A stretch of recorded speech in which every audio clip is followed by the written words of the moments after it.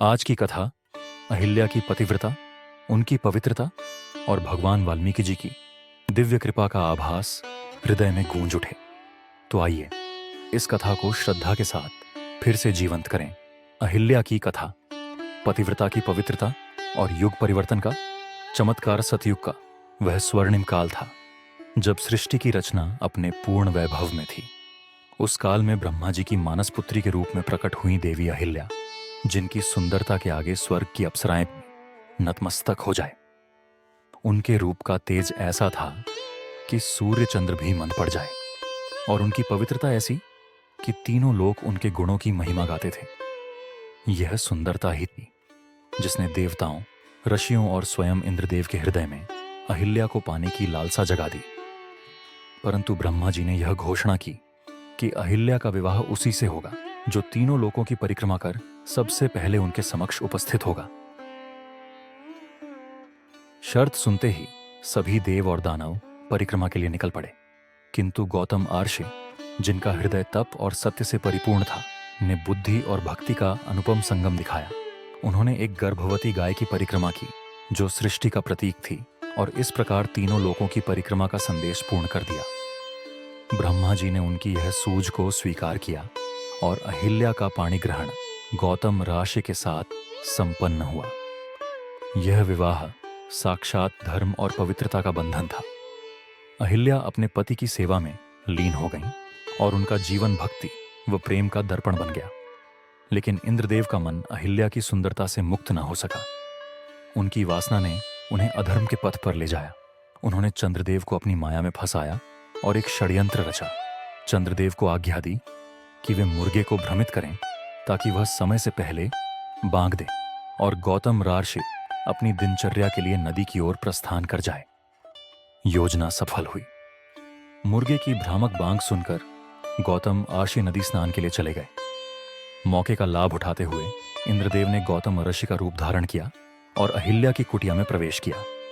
अहिल्या, जो अपने पति की हर आज्ञा को प्राणों से भी अधिक मानती थीं, ने इंद्र को अपने पति के रूप में देखा। उनके पवित्र हृदय में कोई संदेह न था, क्योंकि उनकी नजरों में केवल गौतम ही थे।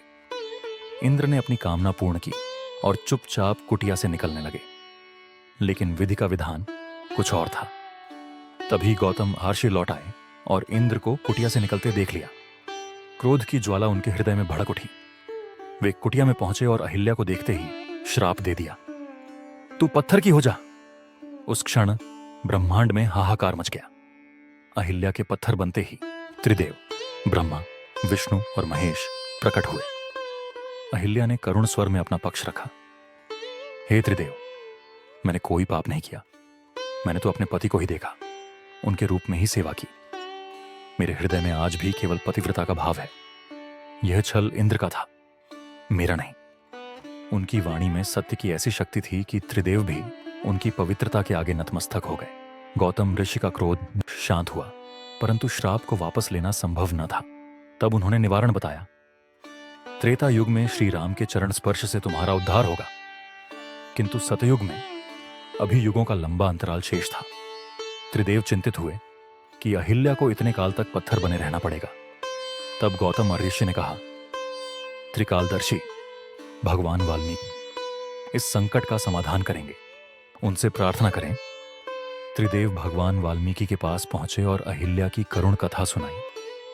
वाल्मीकि जी मुस्कुराए और बोले, मुझे यह सब पहले से ज्ञात था।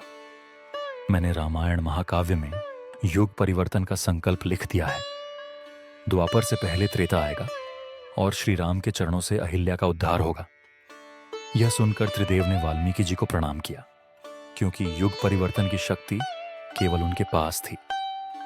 कालचक्र घूमा। वाल्मीकि जी के संकल्पानुसार त्रेता युग आया। श्री राम अपने गुरु विश्वामित्र और भ्राता लक्ष्मण के साथ वन में विचरण कर रहे थे।